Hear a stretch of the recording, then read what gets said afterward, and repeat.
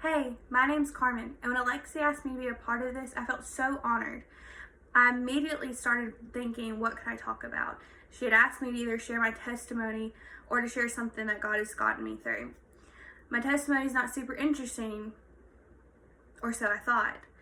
I've never went off the beaten path. I've never, drank a bunch and partied and done drugs and, slept around, all that stuff. But by no means am I perfect. I have my own struggles. I've had my own sins that I've battled. But that doesn't mean my testimony is not actually a powerful one. You see, my testimony starts long before I ever actually found Christ. When I was born, I was very, very sick. In fact, so sick that they had to put me on 100% oxygen. They had to put all these veins in me. I had a head full of hair that they had to shave because all of my veins collapsed and my heart stopped beating 3 times. The doctors told my parents that they should prepare for the worst. That even if I did survive, I could have all kinds of shortcomings. I could be blind because of the oxygen. I could have different mental handicaps. But my parents refused to believe the report of the doctors, and they held on to what God had promised them. You see, my mom had dreams about me before, and it was a young girl who had olive complexion, long hair, and she was standing on the back of an 18-wheeler bed, and she was speaking to tons of people. And she knew that God wouldn't have shown her things like that if he hadn't promised her me. And so while the doctors and family were telling them, hey, let go, we understand that you're trying to hold on to your faith, but prepare. They were like, no, we're not going to do that. We're going to trust the fact that God promised us this girl. And that is the story I grew up with. From a very young age, I was constantly told, God wouldn't have saved you 3 times, not once, not twice, 3 times, brought you back to life. My eyesight is perfect. Well, it's not 20/20, but all I need is some contacts is to fix some slight nearsightedness. And that came on as I was older. I have a small scar from where I was strapped up with some oxygen as a baby, and my ADD might be a part of that. It might also just be a genetic thing. So all in all, completely normal as normal can be. And my parents have seen me graduate college, own my own home at the age of 23. They've seen me do all kinds of things that the doctors were telling them could never be possible. And so because I was told from such a young age, hey, God saved you, God has purposed you, you have such a huge calling on your life. From a very, very young age, I found Christ, and I immediately started wondering, what was that calling? What was that thing that he was calling me to? And from very, very young, far before I should have ever been thinking about it, I was wondering, what career would I have, and what path would I take, and what would I do? I wanted to make a plan. I wanted to, take this, and I thought that whatever God's calling was my job to figure out. And in fact, maybe it was just me following him. You see, I made plans to go to LA Tech. I made plans to become a teacher. In fact, an elementary school teacher. And my life has not turned out the way I thought it would. While I've stayed with my relationship with Christ, and I've had my struggles, but I've continued to pursue him. I ended up at ULM, graduated there, go Warhawks, and I ended up with a business degree with a minor in Spanish, which is great because I love my Hispanic background. I'm half Puerto Rican, half white, and I love the community that the Hispanic side of me brings and the language. But as I said, my life didn't go as planned. I never would have planned for all the loss I've been through. I never would have planned for the depression I've struggled with, or the anxiety, or the troubles that ADD brings. I never planned for insecurities or to be my worst critic. I never planned to struggle. That wasn't in the plan, but what's a testimony without a way for God to shine?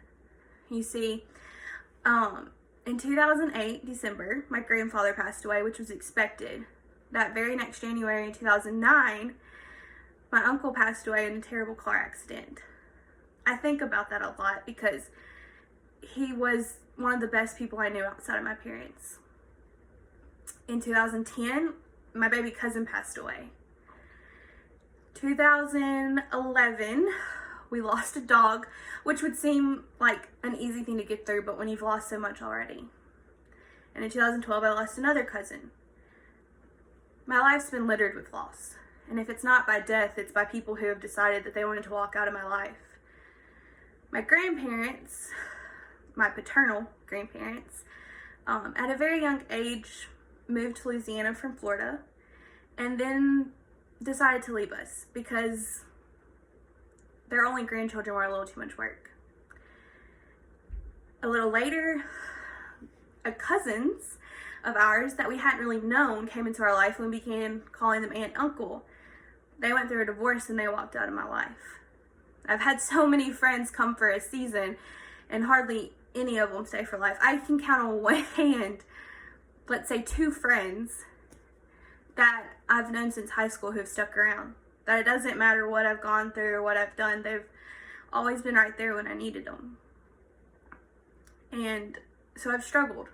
I didn't want to let people in. And I've doubted God. Why would this great God who's called me to so much take these things away and allow people to walk out of my life and allow me to love people that would walk out? And so as I grew up, I began to start loving people behind a wall. And it took me a while to realize that. I would let people in by showing them a little bit of me, when in all reality there was this huge part of my brain and my dreams and my hopes that I was keeping them at bay because I had let too many people in and too many of them had walked out. I doubted God, and I struggled with that for a long time because while I said I never went off the path, I wasn't one of those people who suffered, lost, and gave up on God, I had to go through the motions. I didn't know any other way. But while I was going through the motions, me and God weren't connected.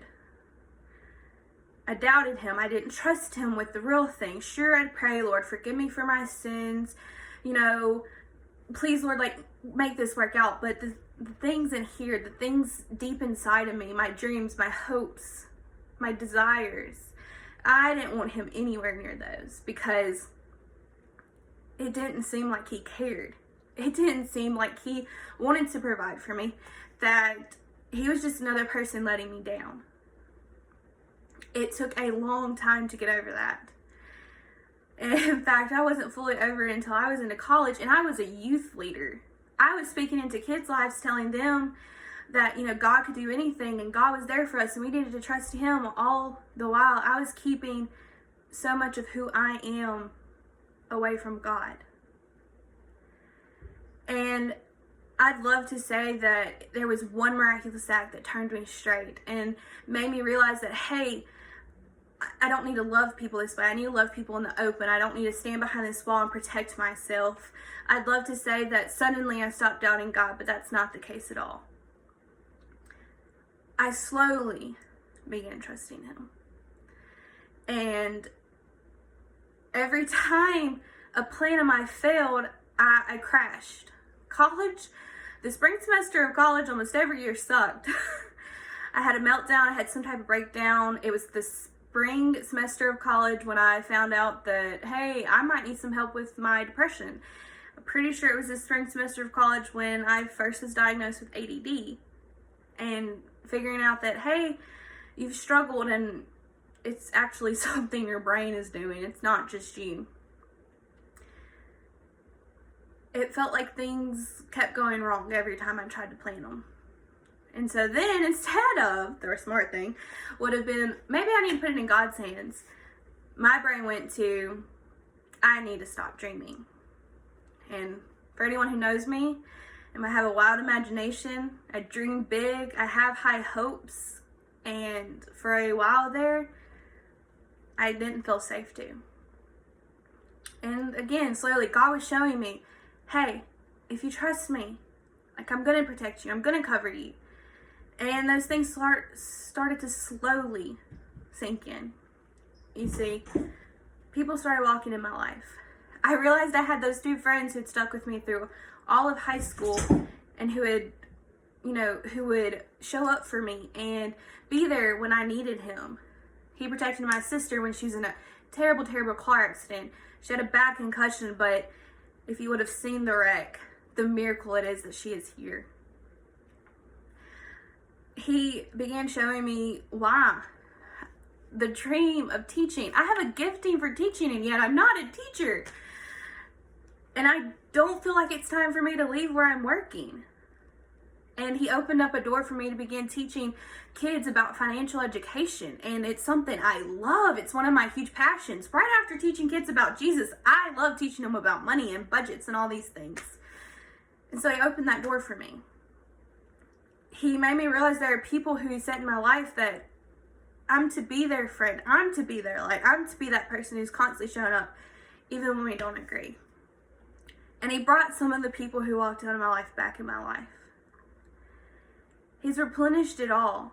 And while it was hard and it wasn't a quick turnaround, I've realized that when I let him make the plans, it works. He never wanted me to stop dreaming. He just wanted me to dream and let him plan it. It's not our job to, plan step by step.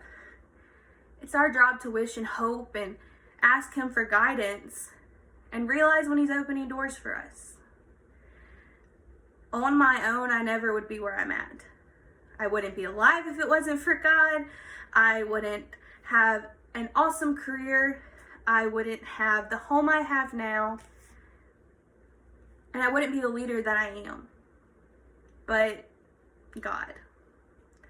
He's taken care of me even when I was holding him at arm's length. He's always been there. He's helped me learn how to manage my ADD. He's helped me learn how to battle depression. That it's not me battling, it's me resting in his arms and playing worship music and praying and asking him to change what I'm feeling. It's me trusting him that even when it doesn't feel like it's going to end, he's there. He's going to take care of it. And it's him who's made me as strong as I am. I wouldn't know what I could get through if I hadn't been what I've been through. I went through a lot as a kid. I've made it a far place for the simple age of 24. There's a long way to go, and he's not done with me. And I'm holding on to the fact that he wouldn't have planned things and protected me and brought me to the place I'm at if he didn't have a huge plan for me.